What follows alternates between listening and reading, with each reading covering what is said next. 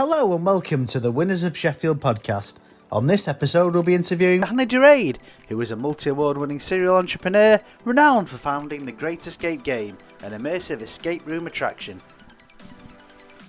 Since launching in January 2015, the business has recently approached its 10-year milestone and now offers 17 escape rooms across the north of England, including the location of the prestigious Royal Armouries Museum.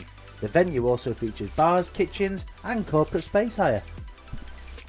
In addition to her entrepreneurial ventures, Hannah serves as the UK director for a global femtech company, Innovating in women's health. She also founded the Sheffield Business Runners group, a group that connects local professionals through fitness, networking and community engagement. And the gang's newest engagement is Sheffield Business Paddle.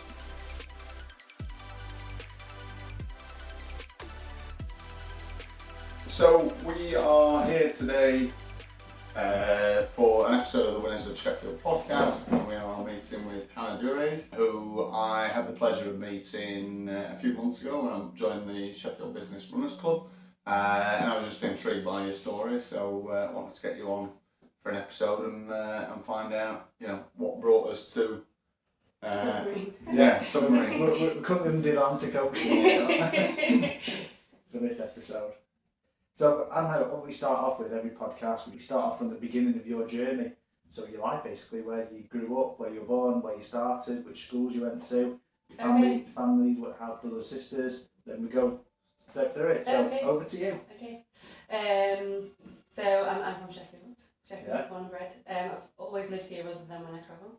Whereabouts in Sheffield did you grow up? Not on Lees. Oh, yeah. Yeah, so not too far. 10 minutes. Which school do you go to around there? One called Mandela. I remember that one. Mandela. It's a primary school. Oh, right, okay. And then I went to Newfield Secondary. Oh, yeah.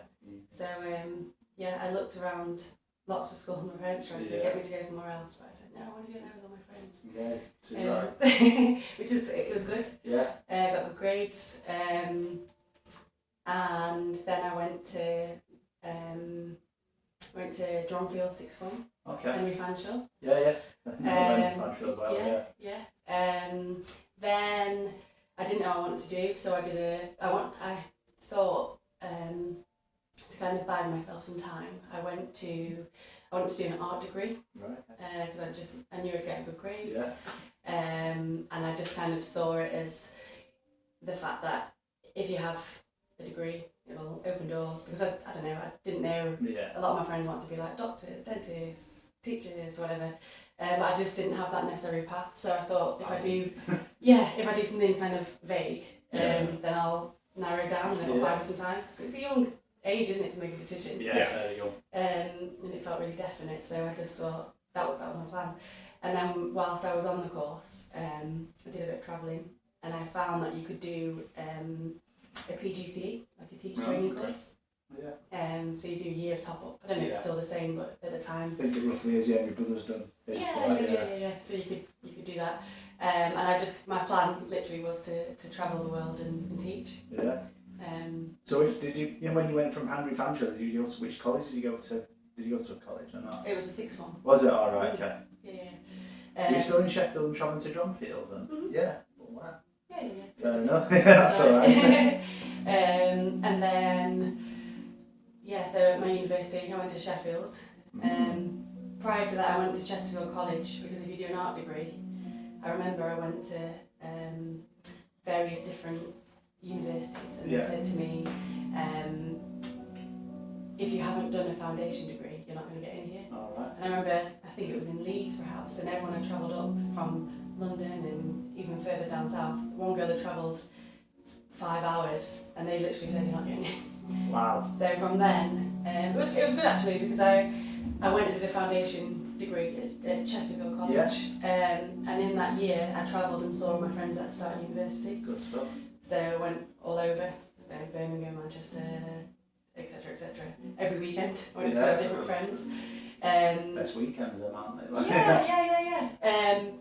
But it meant, because Sheffield, I decided to go to Sheffield on the back of that, because my friends were paying, I don't know, 150 quid a week to live in like a hovel. And I thought, what a waste of money. What a waste of money. Don't blame. So I didn't do that.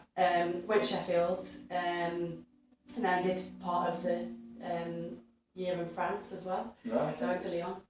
That was Very nice. awesome, brilliant experience. What were you doing in Lyon? Art. Art, still art, right? Yeah. No better place than France to do art, is So, there again? yeah, it's a place called Beaux Arts, Alright. which is really great. Lots of passion. And then I started this PGCE. I got into that, and in that year, I did. Is that music annoying?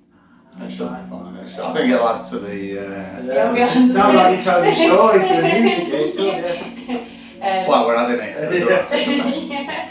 So in that year, I went to. I think the course finished. The first degree finished in July. I think they finished, and then I got in for the September. Right. So I had basically a year. So I picked up 5 jobs. I've been doing university jobs throughout university. Yeah. But I just picked up more. So I was doing waitressing. I was doing bar work. I went to a school reception, so I could see the holistic view of a school. Yeah. I did some teaching assisting. All still while at uni, yeah. Some of them while I was at uni, Yeah. but then when I finished, because I had a year almost until the next course started, because it aligned with the school year. Okay. So I went to so then I picked up loads of jobs. I did Zumba classes, so that was my first. Teaching Zumba class. Yeah. That was kind of my first sense of my own business, I guess. Yeah. So I had 3-4 classes around Sheffield. I did capoeira for a while and everyone said, we're joking saying it was Zumba, so touched a nerve. Yeah, you know what it is. And then I bumped into somebody at a party who I'd not seen in years, and she said, what are you up to? And I said, I'm doing all these jobs, waiting for the course to start. And so what are you up to? And she said, I'm going travelling, I'm going to Australia, but I'm going by myself and I'm really scared. You should come with me. So I messaged her the next day, and she messaged me and she said, I was serious by the way, if you want to come, do. Wow. So I quit all my jobs and booked all my flights. Yeah, so that's fun. Went to Australia for... How old were you when you went to Australia then? 21, 22, Right. something like that. So travelled around, did some teaching out there, bar work, came back with quite a bit of money, maybe, I don't know, had about 10-20 grand saved. And then on the way back, I went through Kuala Lumpur and I found these things called escape rooms when I was looking at TripAdvisor. And I was like, this is really fun. Yeah. So they were really highly immersive back in the Yeah. day. So they had, Asian market, they had, I don't know, props. Probably not as good as the standard today. I was going to say, yeah. But for the time, Yeah, of course, yeah. 2014, so yeah. I bet the buildings that were set up in, I bet you thought, have they made these or is this part of the escape room? Oh no, well over there it was good quality. Yeah. So it was they were in malls and stuff. Yeah. It was. I get you. It was good. Yeah. And really highly immersive and just a nice good experience. We escaped, got adrenaline rush, and we went back to where we were staying and said, everyone, you've got to try this. It's so fun. And then on the way back, it was my friend's birthday and I hadn't got her a present, so I googled in escape rooms in the UK, and there was literally a handful. So London, Manchester, Birmingham, Scotland, but hardly any. I think there was less than 10. And I said to my friend, this is the best thing ever, you're going to love it. We always buy experiences for each other, we still do today. And I took her to one in Leeds, and it was the worst thing ever. It was the worst thing ever. It was, Why was it bad? just a white room, Badly organised. There was none of the theming, it wasn't immersive at all. Right. There was just car boot furniture. It was just really far removed from what exists today. And I turned to her and said, I'm so sorry, that was so rubbish. And she said, are you joking me? That was amazing, I want to come back. So yeah, it was a bit eye-opening because I had this crazy comparison. Yeah. Essentially, more sat in this compared to this white room. And she wasn't being polite, she was serious. So I don't know, I googled online and they were #1 on TripAdvisor. They were charging about 20 quid an hour. They were full. So I was like, I want a bit of this pie. Because I just knew I could do better. Yeah. I couldn't get over that people actually thought it was good. So yeah, so I started the course. I did get the qualification, but I set this up somehow at the same time. Yeah, definitely. It was mental. I don't know actually how I got through it. Looking back, didn't sleep. So how did you raise capital for that then? Well, I had money. Because I'd worked. Squirrel away. Yeah. I'm quite frugal. And quite sensible in a sense. Not overly materialistic. So it helped. Had a bit of a cushion. Yeah. And at the time, I mean, it's a different kettle of fish now. Obviously, you couldn't afford to do anything like this. It'd be all in one room. Yeah. But at the time, like, just kind of got to join a few grand for the fish room. I always say to people on the podcast, what was like the switch, the light where you go, that's where I want to go in my career. Was that experience in Asia where you saw them rooms go, that's what I want, as you said, like, that's what I want the pie for? To be honest, I don't think I thought. Oh, right, okay. Which sounds ridiculous. I had no idea or any kind of thought of what would happen ahead. Like, I genuinely didn't even think. Because for me, I was doing this teaching course, and I just thought, this is a cool idea. Yeah. Yeah, which sounds a bit unusual, but that's the truth. So it kind of knocked you off your course, didn't it, then, type of rooms, really? Would you say, Yeah, 100%. I knew that I always wanted to do something big. Right. Like, innately. I can't explain. Like, anything that I did. Like, when I was doing the teacher, I remember saying to my parents, I'm going to be a head teacher. Or, like, apparently when I was in Australia, I can't remember saying it, but one of my friends, when I set this up, she said, you always said you were going to be in business. But I have no recollection. Well, you are to an extent now, aren't you? Really? Yeah. That's good. Yeah. So we get to a point where you've said, right, I've done these rooms, Sheffield needs one.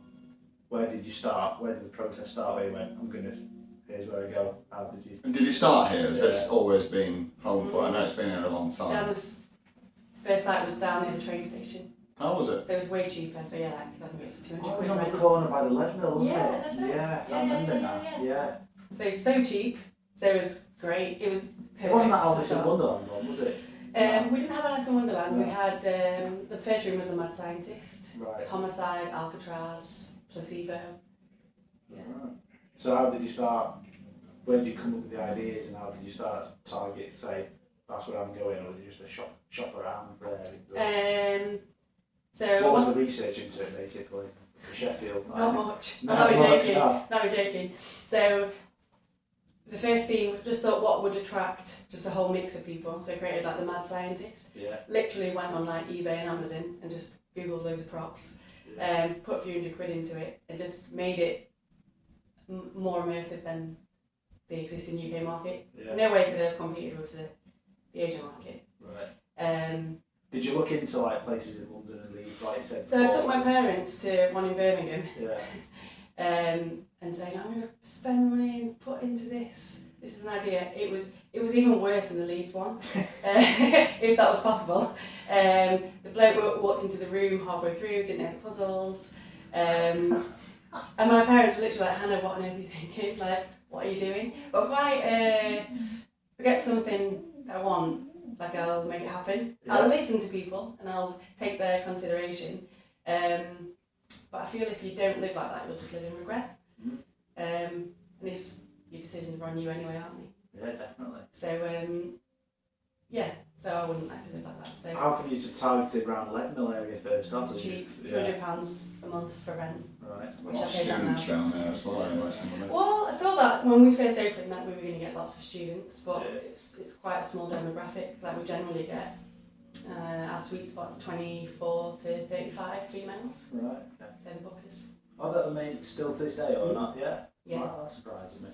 I thought you They get. even book hen parties and stag parties. Really? Yeah, I thought it might be. Yeah. I thought you get a lot of like. Yeah, What's the corporates. Yeah, team bonding. type We things, do get that. Yeah. But it's like our busiest days are like the Saturdays, like friends, family, birthdays, things to do. Yeah. That's And was it just build it and they come then, or did you It just went wild. Like it went Right. crazy. straight away? Straight away, yeah. So you weren't particularly marketing it, it just sort of. Well, I went to the university. I rang the university up and I said, "What? Is there anything that you can do to help? I'm thinking about doing a business. Never done anything like this before. Never had a full-time job. What is there anything you can do to help?" So they had this thing at the time called the Enterprise Centre, Where was that now? That rings a bell. It was connected to Helen. Yeah. So it's because I went there, they allowed me Yeah. to use that. And it was basically a mix of, I don't know, accountants, lawyers, general advisors, and so on and so on. So they kind of helped, and because I was at the university, they shouted loud about us. And everyone did. Everyone wanted a piece of the pie because it just literally just boomed. We got right at the start of the boom. And yeah, it went crazy. I had to hire somebody because I was literally full-time at school. Yeah, right. So I was going like to the school and then afterwards going straight to work. In fact, my first employee still works here. Oh, that's some achievement, that, isn't it? Yeah, we've got a great working So how relationship. many years is that now then? 10 years. 10 years, right. Yeah. So what year did you go to Helen? Don't know. I started this in 2015. Not great at maths. A bit before that. So I was at Hallam up until 2013. That's why I did a business and enterprise management degree myself, and then Wish I did. shied away from running my own business until recently. So, Yeah, I think if I knew what was ahead, I probably would have been put off. That was the ironic thing about it for me. So I went to university as a mature student and decided, right, I want to run my own business. And every module, it just seemed to highlight something else that I wasn't, cut out for. And I think all it did was make me question. And then you fall into corporate life, or not everybody does, but I did. So. But no one ever did anything. Do you know what I mean? Everyone learns everything, single thing. So. Yeah.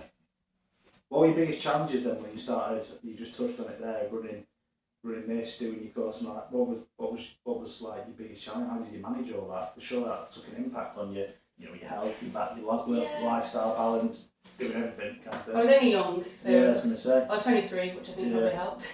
But yeah, oh god, I neglected myself.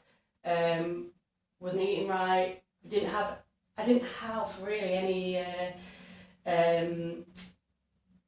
like standards of practice to compare to, because at the time, I know that the world changed a little bit, but when you used to go into like your hospitality jobs, they didn't interview you. They didn't like, you didn't get handbooks, you didn't get anything. So I had literally not a lot to compare. I had to learn so much so quickly. And yeah, at first it was like a zoo. Like it was, honestly, it really was. I don't know sometimes, looking back, how we still exist. Yeah.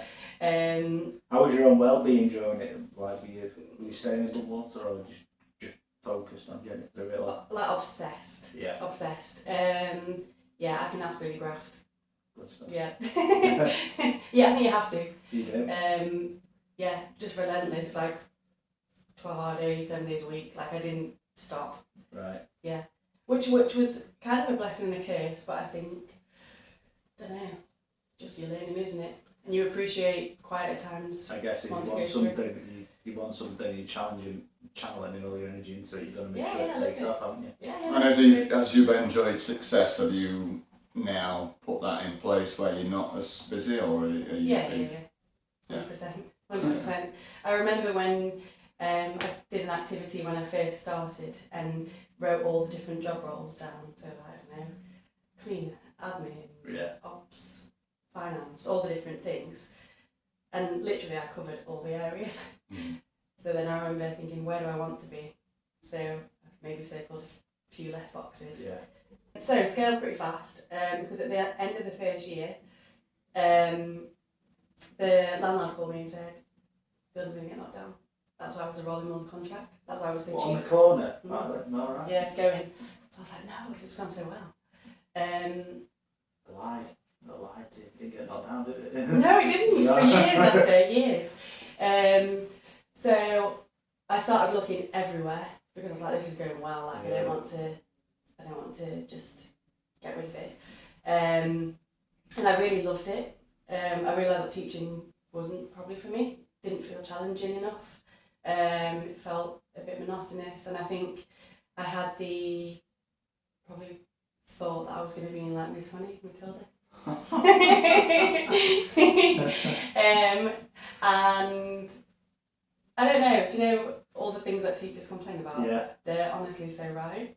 It felt, although it didn't feel challenging in some senses, I felt a lot more stressed Okay. teaching compared. Yeah. I think pound for pound, I always think that with teachers. I mean, I work in recruitment, and recruitment's very, you've got to put a lot of hours in and all the rest of it, but it pays to do that. Whereas I always think with teachers, that they seem to work over and beyond and never get any more than, and you just sort of think, and I've got a mate actually that, I've got two mates that were teachers, dipped out of it, went back, and then they both dipped out again, so it doesn't surprise Most me. people that I know of, actually, most people. But yeah, I can understand why. Which is a shame, because a lot of them do like wonderful jobs, like it's the future people, isn't it? But yeah, I guess not everything's for everybody. I've felt like I flourished a lot more here, enjoyed it a lot more. So how did you source this place then? When did this place become available? So at the end of the year when it was going to get knocked down, I started looking at everywhere, but everywhere was either too expensive, too dilapidated, too far out of town. So then I was approached to go on a course in Leeds. At the time we used to do like accelerator programs, because we'd scaled to, we had 4 rooms there, bit of a team. This guy was like, you should come to Leeds. And I was like, oh, Leeds is so far away. But I couldn't find anywhere in Sheffield, so I went for the interview, got in, and I thought, do you know what, Leeds isn't that far away. Yeah. And then at the time we'd made, for a 23-year-old, I think I made 125 grand. And I was like, right, rang up the people, I was like, I've made this much profit. I was like, can you build me some rooms? Right. So I knew the Asian market was coming over. Yeah. So I knew that, I don't know, it was people with money, it was people with expertise, it was people with teams, experience, everything that I didn't have. So I was like, this is every single pence that I've got, what can you build for me? And I found Alton Towers Prop Designers. And I just was like, let's build a brand. I'm going to act like a big dog, and fingers crossed. And I literally spent everything. Did you? Yeah. And I bought a beautiful building in Leeds, or not bought it, rented it. And I could afford 3 escape rooms. Right. And I just thought, hope this works. Yeah. What happened with your staff then from that built by the lead mill? Well, I didn't get knocked down straight away. Oh, yeah. So you just carried it on, right? Yeah. I get it. So then that was the year after. Then the year after I got this. So just again, re-put money into here, and then slowly but surely expanded them out. Right, so you still got that place in Leeds now, yeah? Alright, what's that one called? Still The Great Escape Leeds. Yeah. And it's just the 2 places plus the Great Gameshow one, is it now? I've got a site at the Royal Army's Museum as well. Oh, very good. Which is beautiful. That's really nice. Is that based on like a historical escape rooms? Is it there? It's actually futuristic. Is it? Oh. Yeah. Didn't know that one. It's near all the Star Wars blaster things. Alright, I haven't been there in years. Oh, it's lovely. Well, I'm not been there in years. So once you get settled in here then, what was the hardest, most challenging thing moving here then? What was the biggest challenge moving here? I think because I'd scaled year after year, it still felt like quite chaos. And it felt, I was still so young. Music's great time for this question. Yeah. I think I was so young, and I guess I don't think I've ever had imposter syndrome. It was more that I was still learning a lot. Yeah. I was still, do you know what I mean? I never really managed people, and I had a team of 50 people. Do you know what I mean? So I was like early 20s, it was a lot. And I also had to do finance, like marketing, sales. All on your own, yeah? Well, I had a team, but it was a lot. The final say kind of thing. Yeah. So it was mental. Yeah. Just mental looking back. And just having, I don't know, I guess the pressure that I had to look after all these people, and I was providing their income to pay their mortgages and stuff. Do you know what I mean? It's quite a lot. So yeah, I guess that was. When you said then the pressure on to do it, it probably went deep then. I'm using it like, oh. So like, more also, because we've talked about it in other podcasts, You're running a business, you just said you're paying people, you're responsible for them, paying people, etc. and all that. Then, boom, hospitality, COVID hits. How was that for you? It was what it was. Did you have to close? Did you? Yeah, Completely. everything. Yeah. This site for about a year and a half, Leeds for about 2 years. Right. I don't know. I don't really stress over anything. No point. It was out of our control. I'm a pretty badass negotiator, so I rang up the landlords. Probably about a month before COVID, I kind of saw it like slowly trickling in the news, and I rang the insurer, and I remember ringing the landlord, and I was like, "Oh, you heard about this thing called COVID?" Yeah. They're like, "Oh no, not sure what that is." "Oh, don't worry about it, it'll be nothing." And I was like, "Oh, can we maybe have a chat?" Yeah. I was like, "I think it might be," because Yeah. you could see it like over the world. Where I was in Greece, they were like, "That's in China." We'll be Yeah, alright, yeah, we'll be that's alright, right. It's never coming That's over right, here. yeah. So then I remember the insurance bloke rang me back, and he was, a few weeks later, and he was like, "Yeah, I think maybe we should have that chat." But quite fortunate in the sense that both our landlords are particularly wealthy. Like, these buildings are like millions. So I basically said, "Hey, we're a small business. If you want to continue having rent without any traction and no kind of certainty, then you will likely clear the banks. Up to you." I was like, "I understand you've got business as well." But I put my heart and soul into this business for years. So You were going to let it crumble then? To just go out of thing? yeah. Well, it was up to them. It was up to them. How did you manage your staff and things like that then during the... Biggest decision I've ever made. So 2020 was when we had to lock down and close. I kept everyone till the August, but there was just no sign of it letting up. No. And the issue for us, if you open two businesses, the cash flow will just sink because everything turns back on. Right. Do you know when you can't just have a holiday break and then, "Oh, sorry, landlord, I'm going to stop again." So I took us from a team of, I think it was 52 to a team of 6. Yeah. Really? Yeah. Wow. So it was pretty scary actually. Yeah. Because I'd just got to the point where we were ready to scale. We had like the back office team, like marketing, sales, everything. And what I didn't want to do was kind of, I don't know, because the building actually was getting knocked down. So a month after COVID, that building actually got knocked down. I hadn't got rid of it because it was just a bit of a cash cow and it was helping the cash flow for the business. But I needed to at some point, so it was a blessing really. So I had to make some form of cuts because that building had gone. Yeah. It was 4 rooms, so it was likely equated to a few people. But I didn't want to be like, because everyone was up in arms anyway. Yeah. And although I communicated with everybody, if I got rid of 10 people and then it didn't open again, I have to get rid of more. Do you know what I mean? You start looking for another job. Yeah. So, and I know that people said furlough was free, but when you're paying, I don't know, your taxes, your pensions, on 52 people on no business, do you know what I mean? It starts to go down. So yeah, it was a really scary decision, but in hindsight, one of the best decisions that I've made. Right. Because it was honestly just like pushing a giant reset button. So I took a head of marketing, head of sales, a site manager, myself, head of design and head of electronics. So it was like a miniature team. Yeah.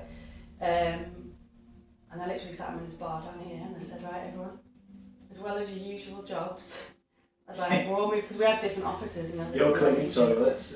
Yeah, no, literally. Yeah. Literally. I was like, as well as our usual jobs, we're all going to be moving back here on site. We're going to be doing your job, plus running games, plus making pizzas, plus doing cocktails. Do you imagine telling that to an electronics lad? Yeah. Who doesn't really like social. And to be honest, I thought, God, everyone's going to walk away here. And they all went, "Right, Hannah, let's do it. Let's go." Good. Yeah. So it was wild. It was a wild, 2 years. Bad, wasn't it? And are most of those 6 still part of your team now? Yeah. One of them's a trained chef now, isn't Yeah, literally. Yeah. So it was a pretty wild time. Yeah, I don't know. I'm probably a sickly positive person. Even if it was to go under, what a brilliant opportunity that we've all had together. Well, how hard was it with making them conversations with the people you were letting go? I cried more than them. Right. Yeah. Everyone was sound. Everyone understood. Most people were like, "Oh, we appreciate that you kept us on a few months." All our mates just let go instantly.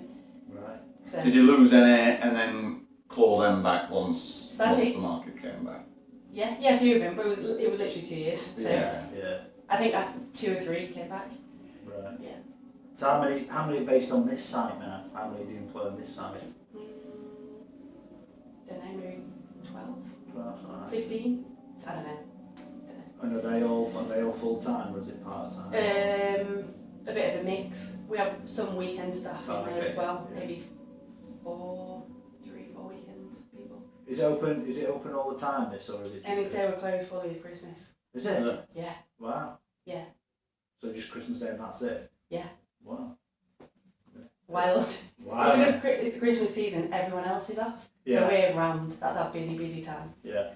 Yeah. That's good, isn't it? So you settled in here, you set up all this stuff, and then you decide that's not enough. You go and create another bar further down the road. Well, I feel like I'm wasted. Yeah. Chilling. So what was the inspiration behind that other bar? The bar I'm talking about is Gameshow. It's the Gameshow Allstars. Gameshow Allstars, yeah. Yeah. What was the thinking behind that? I've always wanted to innovate. It's been, 10 years, maturing market with escape rooms. Although I do believe, a bit like, your Laser Quest, your bowling. Yeah. I'm sure at one point there was 20 of them in every city. There was, yeah. And the best one kind of sticks. Why did you get rid of Laser Quest? That used to be great, that Laser Quest. Yeah. There's none of them around no more. There's a few. Is it still in Sheffield? Yeah, there's I didn't 2, 3 in Sheffield. I didn't know that. Yeah. Where my gym is now, Kiln Away, that used to be Quasar. And Boardwalk, one day Boardwalk, wasn't there? Mucky Yeah. Duck, yeah. Is that gone now? That? Mm. Yeah. I think that whole building has. Yeah, I think the boardwork sign's still there because they can't knock that down. I think. Oh. Yeah, I think that's. I went to look at that when I was looking at buildings. Did you? Yeah, I looked everywhere. Yeah. So when did the game show open? Last year, September last year. For some reason I got it in my head that Yeah. it would have been open a lot longer than that. Yeah. So we were having a beer, weren't we? Yeah, I think it's Christmas. literally just opened that Christmas where we were out drinking. Yeah, So what inspired you to go right game show? So there was a lot of models coming up that were drink and play, and I don't know, like Roxy Ballroom, Boom Battle. Yeah, they're everywhere now, aren't they? Yeah. Flight clubs, but with those, it's all generic things that we've all done, like bowling and I don't know. I know Crazy we've got golf, darts, but darts, crazy golf. But everybody knows what they is. Do you know, it's nothing novel. But brilliant business models. So I was like, what could we sat around and said, what could we do that kind of mirrors this model, but everybody loves? And obviously after COVID and things, everybody loved quizzes and game shows. So we're like, let's do game shows. I like it. Yeah, that was thinking. So what game shows are? Forgive me, I haven't been in yet. But what type of game shows are involved in that bar then? So we have Who Wants to Be a Millionaire, Catchphrase, Higher or Lower, Wheel of Fortune, Countdown, one like a reaction one based on buzzers. That's really fun. And do you do them all, or do you All of select one? Right. All of them, which is quite nice. Yeah, you work your way through. Also, do you like play a game where you collect who's got the most points at the end of them? Or Yeah, is it? yeah, Is that how it works? Is it? Yeah. Right. I can go show you if you like. Yeah, it's fun. We'll do that. So you're looking to expand on the game show stars? Or Yes. I thought that might be, isn't it? Just finished the business plan. Have you? Right. So where are you looking to take that? Leeds, Manchester, Birmingham. Mm. You never know what's going to happen in life, though, do you? No, you don't. Yeah. Does that bar get busy? Very. Is it true? Is it bookings only, that one, or is it? No, you can walk in as well. Right. But like on Saturdays, it's booked for the next few weeks in advance, so it's good to book. Right. So you got any more bars in the pipeline? Any more featured theme bars in the pipeline, or escape room themes in the pipeline? We're always working on escape rooms. Right. We're always innovating them. We have obviously the expansion game show that's coming to head. We've got a few collaborations with different businesses in terms of speaking engagements, and people approach me quite a lot asking to, like the Royal Armouries for example, but it just depends on what. Is that why you went in there? You were approached about doing something in there? Yeah, they wanted to do something commercial, because it literally actually was just a matter of weeks before COVID. Right. As we opened, I think it was a week after COVID hit, Oh. so it never overly got a great start. We had to redo it again, kind of, Yeah. you know, Yeah. after COVID. But yeah, they wanted a novel way to navigate around the galleries. So you have like it's a bit of a hybrid escape room. So you start with a kind of escape room, shorter version, 30 minutes. It's way cheaper. And then you're given a map and you've got to navigate around the galleries and find the same artifacts that you just played up against. It's nice. Yeah. So these type of rooms here, I mean, if people who watch it, if you want to explain what type of rooms are involved here, after I've just said, but are these going to stay the same, or will the submarine become like a dungeon or something? Will they change? Or So this one's just changed. This one was called Submerged. Now it's Quest for Atlantis. Right. So it's fully replayable. Okay. I guess you won't necessarily know, but all the puzzles and things have changed. You used to be trapped in separate areas and things like that. Well, in here, yeah. Yeah. Right. So you began the game in 3 different pods and you had to communicate, Right. whereas now it's an open game.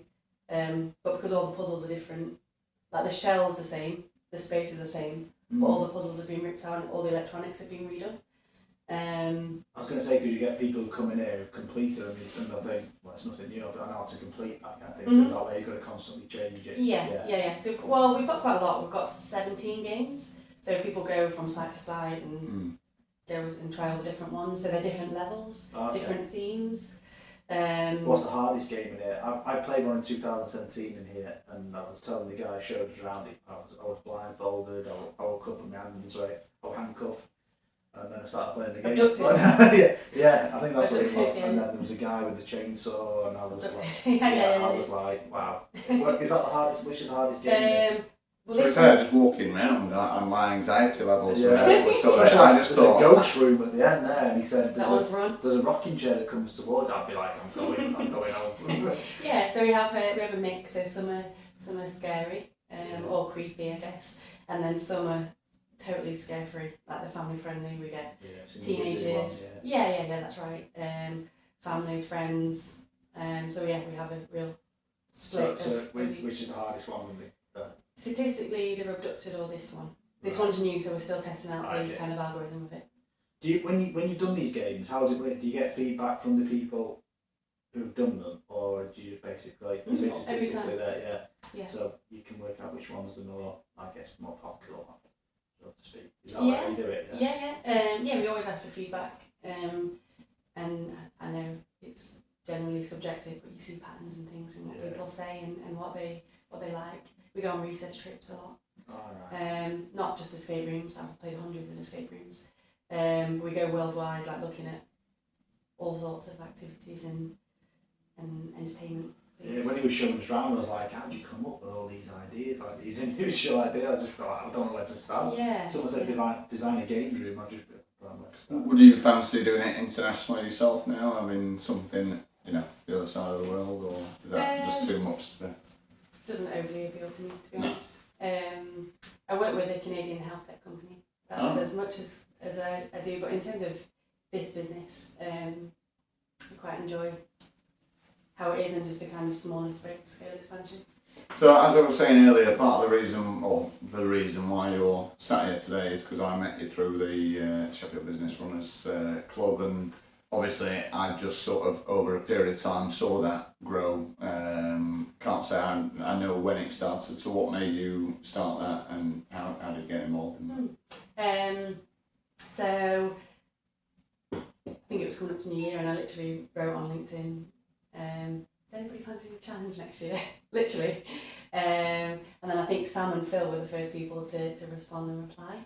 And we kind of got together and said, oh yeah, maybe we could, there's quite a bit of traction on this particular post. Maybe we could pull a few people together. It's good for health, it's New Year. Again. Well, was that a couple of years ago, was it? No, last year. Last year, right? Yeah, last January. So, like everything that I do, it's spiraled out of control. But it's really lovely. Like such a nice community of people. And everyone just helps each other and trades business. And one of the reasons why I did it as well, ironically, I don't enjoy running. But I feel like if you can do difficult things, you can apply it to business. I was talking about it actually at school the other day. One thing for me, because I'm the boss, I've got nobody above me telling me what to do. or Yeah. do you know what I mean? Like it's you just got to be disciplined and kind of self-motivated.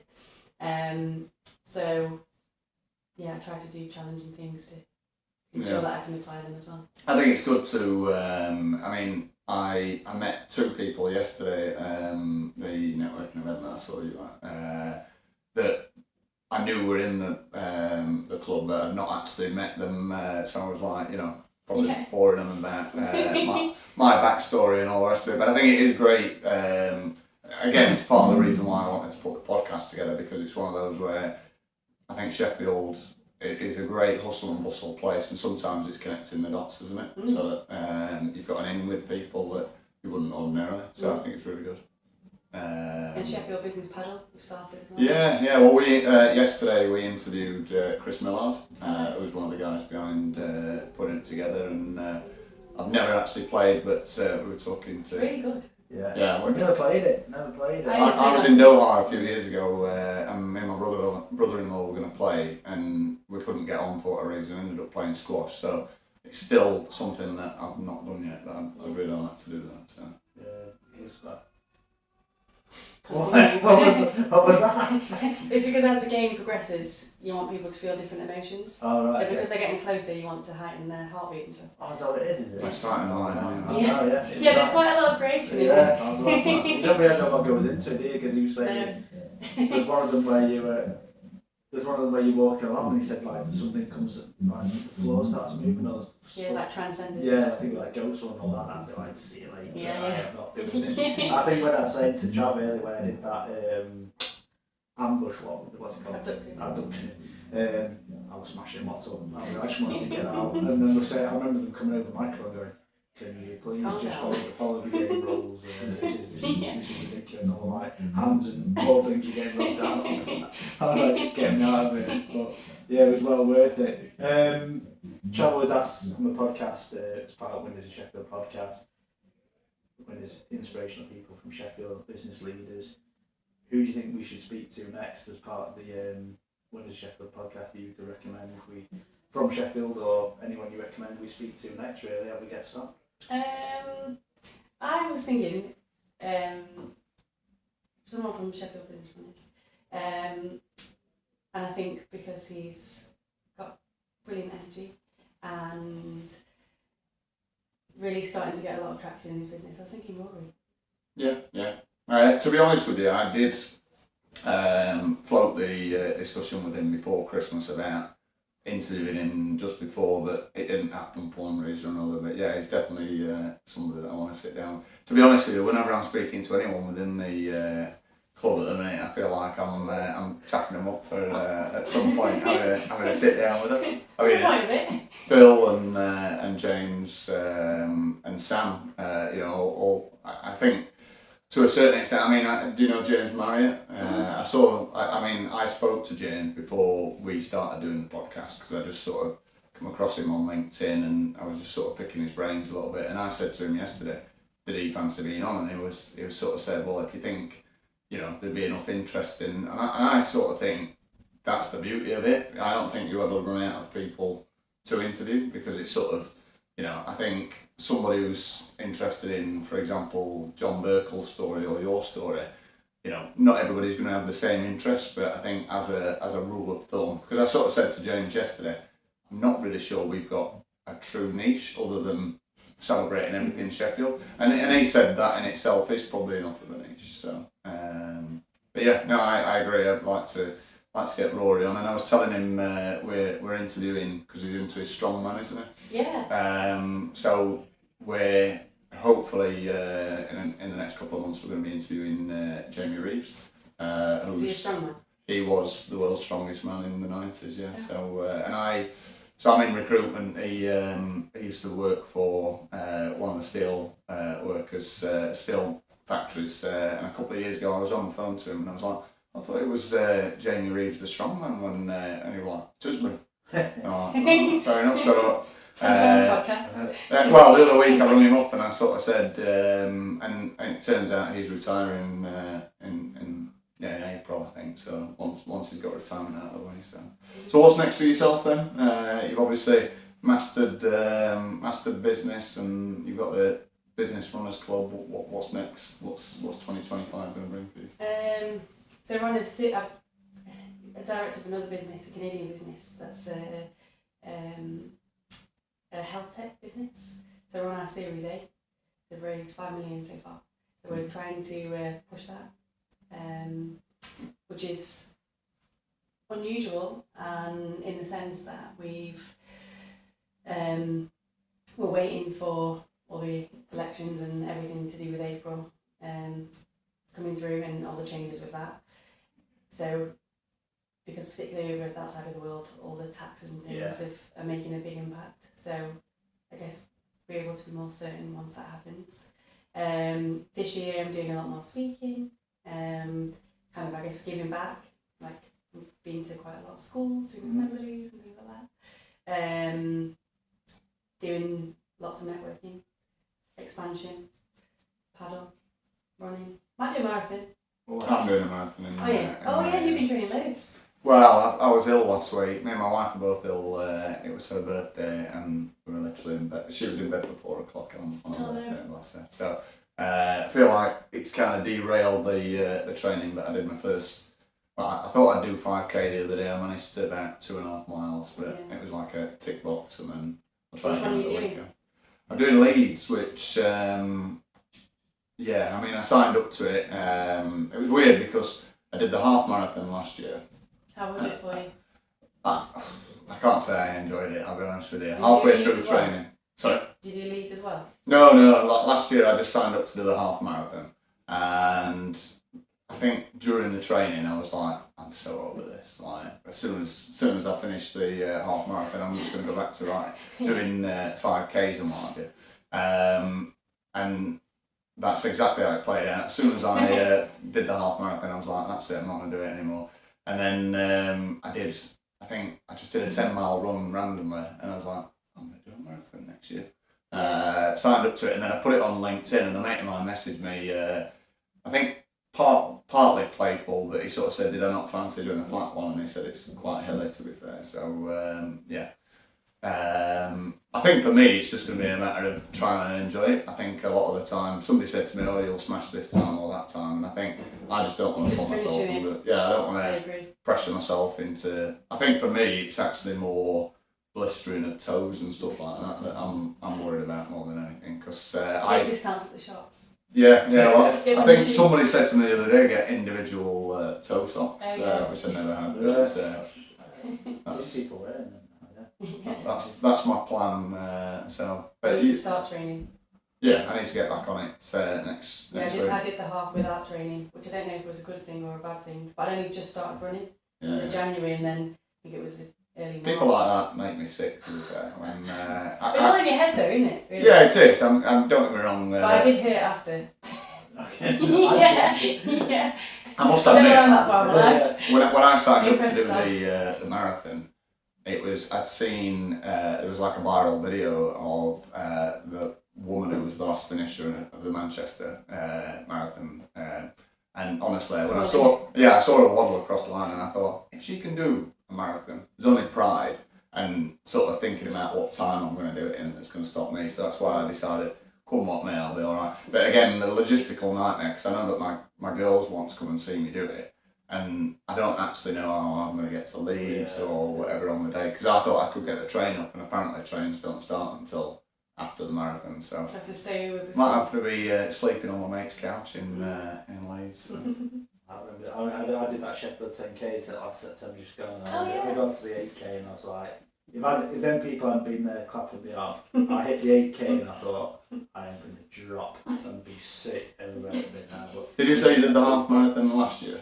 Because it was beautiful. I must admit, I made the mistake of doing the whole course 2 weeks before. Error. Yeah, massive error. And I didn't even look at the course. Well, I did the whole course, and I was scared myself. It's so weird because I got to when you just started coming back on yourself. Does that go to Norfolk Arms, that one? Yeah. And to be fair, on the way, because you sort of like flatten out and come back. And at one point, I felt like I'd got a twig in between my my toes. So I stopped, took my sock off, and it was just a massive blister. And I was just like, no. So anyway, I just thought I've got two options. I can either tap out or carry on. Anyway, I carried on. But this is literally 2 weeks before I'm meant to be running. And by the time I finished, my toes were just blistered and horrible and all the rest of it. And every taper run I did, I just hated it. And even on the day, so I remember I saw Uriah Rennie. I was running up Exhall Road South, and Uriah Rennie was on my right hand side, and I could have literally just stopped. I was already walking. I run back, and I was like, yeah, don't think I'm going to be back as quick as I thought I was going to be.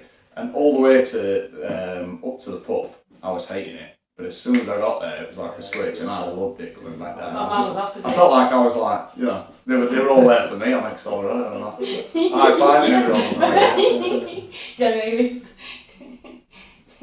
So yeah, but yeah, I need to get back on my running, to be fair. So I think I keep telling everybody I'm a member of this running club, and I think I made it once this year so far. So I've been pretty lackluster. But I am trying to run a business as well. Yeah. But yeah. Unless you think of anything else. That's a really good. Covered all bases. Thank you, Hannah. I appreciate it. Thank you very much. Yeah, thanks for your time. Thank you. Yeah, and I'll see you Monday, hopefully. Yeah. That's it. To the Allstars bar. On our next episode of the Winners of Sheffield podcast, we'll be speaking with Rory Finch, an award-winning sports massage therapist, recently named Sports Massage Therapist of the Year 2024 by the Business Elite Awards, and also founder of Made to Move, Sheffield's fastest growing sports injury rehabilitation clinic. Rory started Made to Move during the 2020 lockdown, working out of his bedroom to provide expert advice and care for recreational athletes. In just a few short years, he's grown it into a 2,000 square foot clinic with a private gym, 4 treatment rooms and a team of over 10 specialists, offering everything from sports massage and physiotherapy to strength rehab classes. Rory's passion doesn't stop there. He co-founded the South Yorkshire Health and Fitness Network, a community for professionals to connect, learn and collaborate to improve health outcomes across the region. His story is one of incredible resilience, having started life as a care leaver and juggling his business, while earning both a Bachelor of Science in Sports and Exercise Therapy and a Master of Science in Strength and Conditioning. Rory's journey is a masterclass in determination, innovation and giving back to the community. Tune in to hear how he's reshaping health and fitness in Sheffield.